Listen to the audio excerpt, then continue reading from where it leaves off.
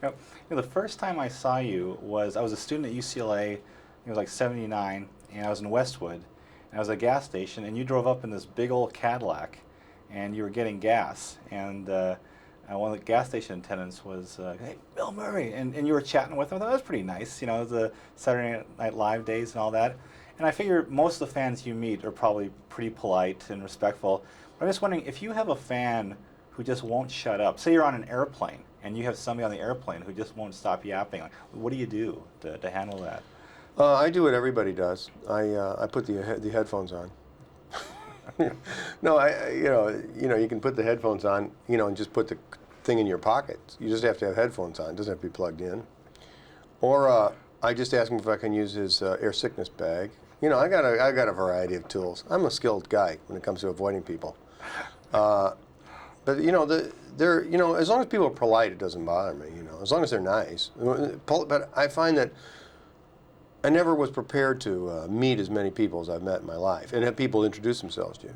So you're not, so the numbers are overwhelming relative to the training I had. So the only barometer you can use is whether or not people are polite. If they start off polite with you, then you can go with them. Then you can go anywhere. But if people start off rude, you just stop it right there. You just cut it right off. Well, what kind of examples of rude behavior do you get? Well, there's so-called magic words, please and thank you, or keys. These are big words, enormous words, and they should be translated in every language. It should be at the passport control. These are the magic words here, please, thank you, you're welcome, that kind of thing. If people are polite and start nice with you, but when they start telling you what to do and pushing you, and they're not polite, it's just manners like you learned from your parents. It's no different. When people don't use sort of manners, that it's not going to get better. It's not going to get any better. And if people are looking to spend time with you, it's not going to get better if they're not polite to begin with, And I try to be polite. I mean, I can be silly and stupid and, cut through stuff. But, if it's not polite, then that's all. It's really simple. That's my rule to the young people out there. There's a great scene in the movie when you're on this high ledge. I'm looking at it, I go, that really is Bill Murray up there. Mm-hmm. Like how nervous were you doing that scene? Absolutely petrified. Absolutely petrified. I was so sad because it's not just a ledge. This is an old-fashioned ledge. I think this building is maybe, I want to say 400 years old. It's a big old building. It's the first hotel in London, and the town is 500 years old or a billion years old, something. It burned down in, some year, 1300 or something. But this is a hundreds and hundreds of year old building, and the ledges aren't ledges like you see in America. It's a ledge that's like this because it's designed for the water to run off because it rains all the time. So the ledge is like this, so you can stand on it, but you've got to lean backwards. It was terrifying, and the skyline that I could see, it was like St. Paul's and this blue light, and it just had death written all over it. I was really scared. And to get up there, I had to go up in one of these huge fire tower things, and they set me up on this ledge, and I don't like that stuff. I don't like, I guess I'm a little afraid of heights. And I mean, it was true terror in my voice. It really was. It wasn't acting, it was fear. And one last question. I interviewed Steve Martin last year, and we were talking about Pennies from Heaven, and how much pride he had in that movie, because it was something he really wanted to do, and it was not something a lot of people expected. With Razor's Edge, was that one of the more gratifying films for you that you've done? Well, I probably got as much out of that, or more out of it, than most movies I've done. It was different content. It was a different content than all the movies I've done, really.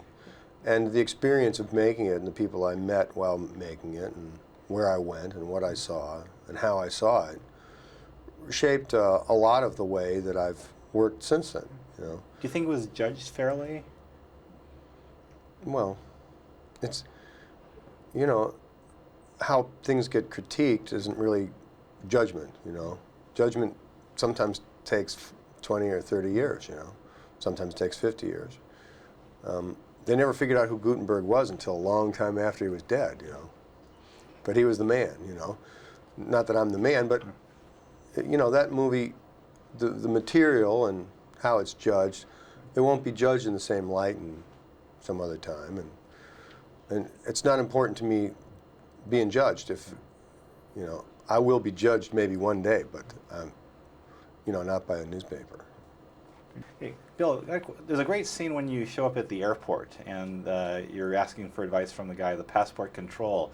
I'm just wondering, in real life, when Bill Murray goes up to the passport guy and the guy sees Bill Murray coming up there, do you find yourself having to answer a lot more questions from people who just want to feel you out, wanting to know? No, they try not to get involved, actually. They try to act like they're very professional, mostly. I get chatty because I get nervous, because I don't I get a little nervous. They're going to go through my luggage, that kind of thing. Are they going to find my laundry? I always think they're going to rip open your bags and find it's basically laundry, coming back from someplace. But they don't get very chatty with me, although they feel kind of sympathetic for me. They go, "Mr. Murray, do you have any cigars in your bag?" And I go, "No." Okay. Because the professional actor just completely falls apart when confronted with, "Do you have a contraband cigar with you or something?